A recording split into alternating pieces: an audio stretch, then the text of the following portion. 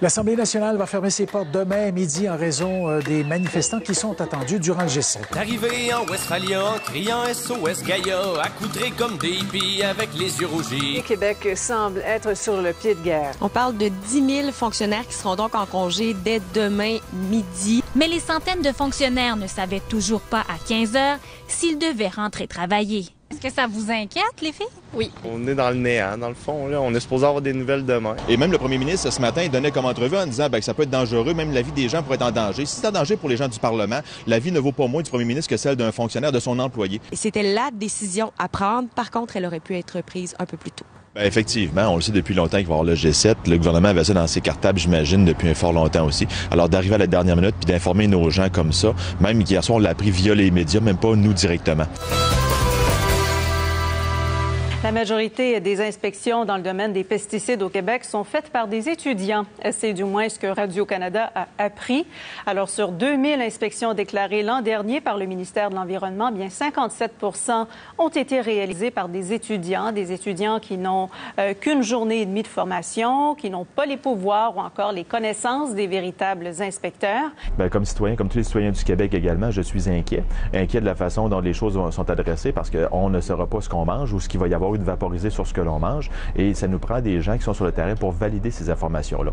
Prenez le dossier des sols contaminés et de l'environnement. On a un beau dossier dans la presse aujourd'hui qui nous démontre l'inefficacité du gouvernement à prendre des décisions puis à appliquer ses propres décisions, puis à mettre du monde sur le terrain. Mais est-ce que je peux pas ôter quelques chefs et avoir un peu plus d'Indiens? Peut-être qu'effectivement, parce qu'on a vu dans les dernières années où est-ce qu'il y a eu de l'austérité, ils ont coupé de chez nous, de nos membres, et ils ont laissé plus de cadres peut-être en poste à ce moment-là. Là, je serais pour, effectivement, peut-être qu'on revoie peut-être l'encadrement.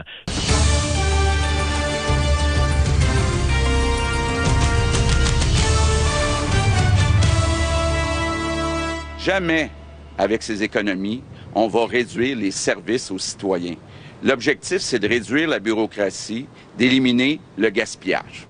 Alors, c'était ce matin à Québec, à proximité de plusieurs édifices gouvernementaux, le chef de la CAQ, François Legault, qui promet de réduire de 5 000 en 4 ans le nombre de postes dans la fonction publique. François Legault présente sa version, on peut dire, de la réingénierie de l'État et il veut abolir 5 000 postes. Le principal syndicat de la fonction publique juge irréaliste la promesse de la CAQ de réduire la taille de l'État de 5 000 postes. C'est sûr que les services à la population vont être touchés d'une façon ou d'une autre. Les gens qui vont prendre leur retraite, c'est pas seulement des gens qui font des rapports sur des rapports, comme M. Legault veut le dire. C'est un inspecteur, c'est un technicien, c'est des gens qui donnent de l'aide sociale, c'est des gens comme ça qui vont être coupés s'ils partent à leur retraite et ne sont pas remplacés. À quel endroit est-ce qu'ils font des rapports sur des rapports? C'est peut-être dans les cabinets de sous-ministres à ce moment-là, peut-être des cabinets de ministres, je le sais pas. Parce que moi, les gens que je représente, les gens qui donnent dans les ministères organisés des services à la population, ne font pas des rapports sur des rapports. On donne des services directs ou on appuie les gens qui donnent des services directs à la population. Puis on est en manque d'effectifs. Si M. Legault veut justement regarnir les services à la population, c'est bien parce qu'on est déjà en manque d'effectifs dans plusieurs ministères. Pour quelqu'un qui veut devenir premier ministre, qui aspire à être premier ministre, de connaître aussi peu l'appareil public, je trouve ça désolant. François Legault fait valoir que ce seraient surtout des postes administratifs qui disparaîtraient et non des employés offrant des services de première ligne.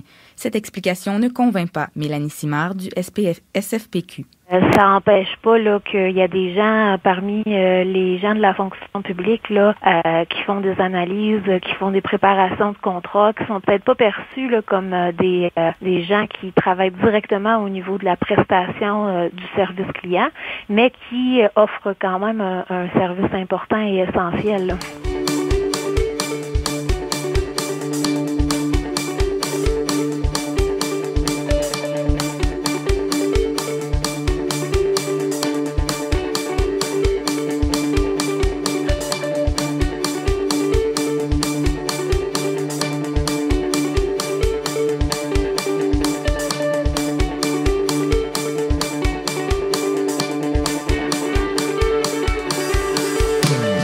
Au sein même des employés du ministère des Transports en Estrie, on note une fois de plus cet été l'accroissement du travail donné à l'externe plutôt que d'en faire par le personnel existant du ministère. C'est une des dernières équipes, c'est pas la dernière équipe qu'il y a au Québec. Il y en a beaucoup qui étaient donnés, qui sont maintenant donnés en sous-traitance. C'est pas appris de la commission Charbonneau. On continue, on devient dépendant de plus en plus de nos contrats au privé. Et on vous a beaucoup fait entendre de résidents depuis vendredi, mais sachez qu'il y a des commerçants aussi qui ont subi des dégâts considérables. Il y a même les activités du ministère des Transports en Outaouais qui sont touchées. Les réparations prendront plusieurs semaines au centre de service du ministère des Transports du Québec dans le secteur de Hull. Une soixantaine d'employés du gouvernement provincial sont déplacés temporairement.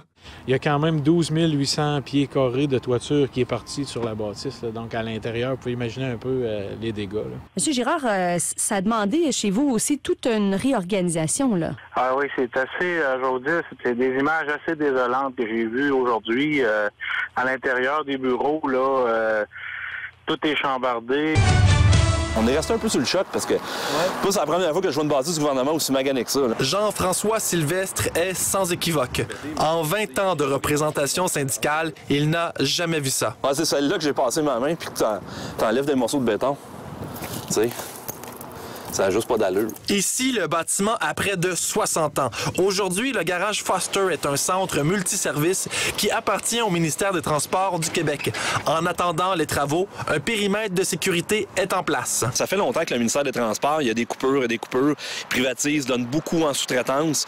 Puis la question qu'on se pose, c'est pourquoi ils n'entretiennent pas les bâtisses du gouvernement?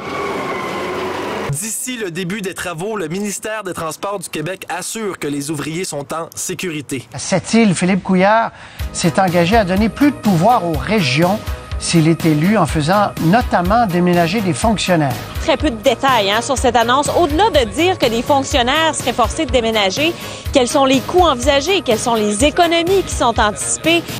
Voyage, voyage! Le problème que j'ai, c'est qu'il y a eu un discours contraire depuis 2014 parce qu'il a coupé jusqu'à 10 % d'effectifs en région durant les 4 années de son mandat. En même temps, c'est pas très crédible parce que, comme le souligne le syndicat de la fonction publique, il y a eu des coupures drastiques, il y a des fermetures de bureaux. On n'a jamais vu autant de centralisation. Nous avons des effectifs, en fait, des membres qui se retrouvent avec leur patron.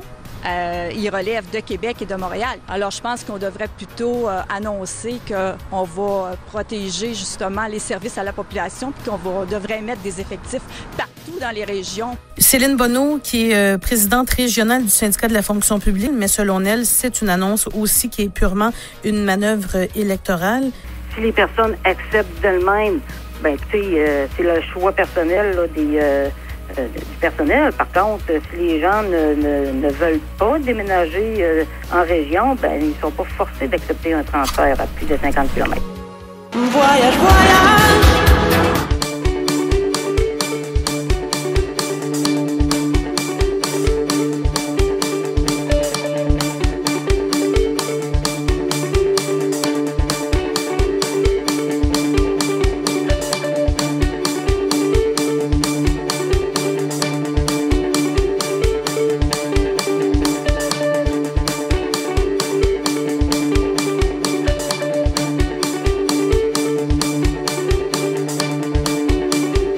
Maintenant, une victoire en Cour suprême pour d'ex-employés de l'Assemblée nationale à Québec. Raymond, on parle de 3 agents de sécurité qui avaient été congédiés pour une affaire de voyeurisme. Oui, une histoire qui remonte à juillet 2012, donc il y a plus de 6 ans. Alors la Cour suprême, finalement, ce matin, dans une décision à 7-2, a donné raison aux syndicats de la fonction publique. Donc, victoire pour les syndiqués qui souhaitent maintenant, éventuellement, nous dit-on, réintégrer leur poste. Effectivement, c'est de réintégrer leur travail dans les fonctions qu'ils avaient. Il y avait d'autres personnes qui avaient été également visées par des mesures, mais qui avaient été moins grandes que le congédiement. Donc, pour nous, c'est de réintégrer ces gens-là. Ils ont commis une faute, mais le congédiement était la mesure absolue qui était disproportionnée selon nous. Alors, Marie-Christine, la cause de ces 3 ex-employés de sécurité à l'Assemblée nationale à Québec doit éventuellement retourner devant l'arbitre. Le syndicat qui dit espère éventuellement aussi obtenir compensation pour ces années de salaire perdu. Les élevages de chiens et de chats font de moins en moins l'objet d'inspections du gouvernement du Québec. Radio-Canada a appris que le nombre d'inspections avant l'émission de permis pour les éleveurs a baissé de plus de 80 depuis 1 an. Un rapport d'enquête du syndicat de la fonction publique et parapublique décrit la détresse des inspecteurs qui se plaignent de ne pas être assez nombreux. Ils expliquent être à peine capables de répondre aux plaintes. Dans ces conditions, et sans faire de bruit, le ministère de l'Agriculture leur a donné une directive l'automne dernier. Ne plus faire qu'une seule inspection au lieu de 2, et ce sera après avoir délivré les permis d'exercice aux éleveurs de 14 à 50 chiens ou chats. Ben, les gens sont découragés. Les gens font ce travail-là parce qu'ils aiment leur travail, parce qu'ils veulent que les petits animaux, justement, aillent bien puis qu'ils aient des bonnes conditions de vie, alors qu'ils ne sont pas capables de faire le travail qu'ils voudraient faire. Ça se peut que la personne qui fait l'élevage ne soit pas au courant des normes qu'elle avait à maintenir parce qu'elle ne reçoit aucune documentation. Elle la paye, puis il envoie un permis « Merci, bonsoir ». Les syndicats et des organismes communautaires rappellent leurs priorités au gouvernement. Oui, ce sont les groupes qui font partie de la campagne 5, 10, 15. Il y a plus d'1 million de personnes qui travaillent au salaire minimum présentement qui ne réussissent pas à avoir ce minimum des 3 conditions-là. Alors pour nous, on pense que c'est beaucoup de gens qui l'ont élu, qui font partie de ce groupe-là. Je pense qu'il devrait être à l'écoute de la population. Un État où le client sera en avant-scène, c'est ce que veut faire le nouveau président du Conseil du Trésor. Oui, on parle d'attrition aussi. C'est quoi notre plan de transformation numérique pour donner des meilleurs outils à nos fonctionnaires? Christian Dubé veut orienter les fonctionnaires vers une approche client. C'est très lourd être capable de servir le client ultime. On a mis beaucoup d'argent dans nos systèmes, dans les ministères, mais là, il faut se rapprocher du client avec le web, avec un meilleur service à la clientèle. On parle souvent de guichet unique. On ne peut pas juste aller par attrition. Le gouvernement libéral l'a essayé par attrition, puis on a dû fermer des bureaux en région. On a eu des difficultés à rendre les services à la population. Christian Daigle n'est pas contre l'idée de donner plus de moyens informatiques à ses membres. C'est sûr qu'on peut améliorer les choses au niveau du gouvernement du Québec. Par contre, j'espère qu'il va regarder du côté de la sous-traitance également aussi en informatique, qui nous coûte énormément cher. On a hâte de leur donner des meilleurs outils, avoir une vision du futur. François Legault n'est pas le premier à parler de réingénierie de l'État. Robert Bourassa, Bernard Landry et Jean Charest ont tenté cette approche. L'objectif n'est pas seulement de réduire la taille de l'État. Le premier ministre Legault l'a dit, il aura besoin de personnel pour ses maternelles 4 ans, ses maisons des aînés, ramener l'expertise en informatique et au ministère des Transports. Alain Laforêt, TVA Nouvelles, Québec.